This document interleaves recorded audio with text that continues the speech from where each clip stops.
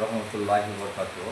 আমরা অনেক জায়গায় দেখতে পাই যে ভাইয়েরা বিদেশ গেছে বা রাজমিস্ত্রি বা ব্যবসায়ী কোনো কাজে বিদেশ গেছে, তো তারা অনেক আমরা জায়গায় দেখতে পাচ্ছি যে অনেকজন অনেক সব মহিলাকে বলছি না, কিছু মহিলা আছে যে পরপুরুষের সাথে মানে সম্পর্ক রাখছে।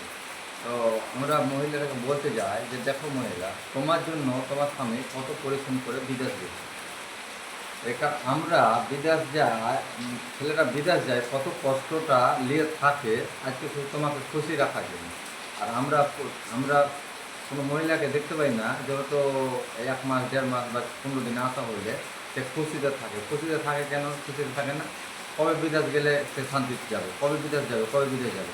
তো আমরাকে একটা জিনিস খেয়াল রাখতে হবে যে আমরা হয়তো আরও কিছু আমাদের পুরুষ আছে, পুরুষের ভিতরে দেখতে পায় যে হয়তো স্ত্রীকে বহুত মারধর করে, বিনা কারণে মারধর করে। হয়তো কেউ যৌতুকের ব্যাপারে বা হয়তো কোনো একটা ছোটোখাটো ভুল করলো, তাকে না বুঝে মানে মারধর করে। আমরাও দেখতে পাই অনেক জায়গাতে যে তার স্ত্রী যখন মারা যায় বা তখন বুঝতে পারে যে আমার স্ত্রীটার মর্ম কতখানি বা যন্ত্রণা কতটা।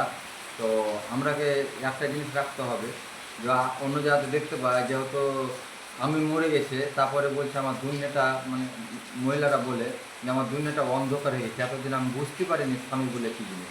তো আমরাকে চেষ্টা রাখতে হবে যে স্বামীরা বেঁচে থাকতে আমরা স্বামীরাকে মর্যাদা দেব, তাদের কথা খেলাপ করবো না। আমার স্বামীকে যদি কোনো জায়গায় আমি বাইরে যাই, তা আমার স্বামী যদি আমাকে অর্ডার করে তাহলে আমরা যাবো, তাছাড়া আমি যাবো না। আমার স্বামীকে আগে জিজ্ঞাসা করতে হবে, আমি বাড়ির দুয়ারে বাড়াইতে গেলে আমার স্বামীকে জিজ্ঞাসা করতে হবে। বা আমার স্ত্রীকে একটা জিনিস যে স্ত্রীকে মহিলারাকে ভাবতে হবে যে আমরা যথেষ্ট স্বামীকে সম্মান দেবো।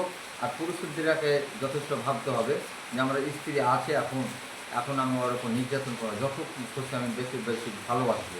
তো আমরাকে এটা চেষ্টা করতে হবে যে আমরা স্ত্রীকে সম্মান দিব আর বা পুরুষদেরকে সম্মান দেবো, এটা আমাকে চেষ্টা করতে হবে।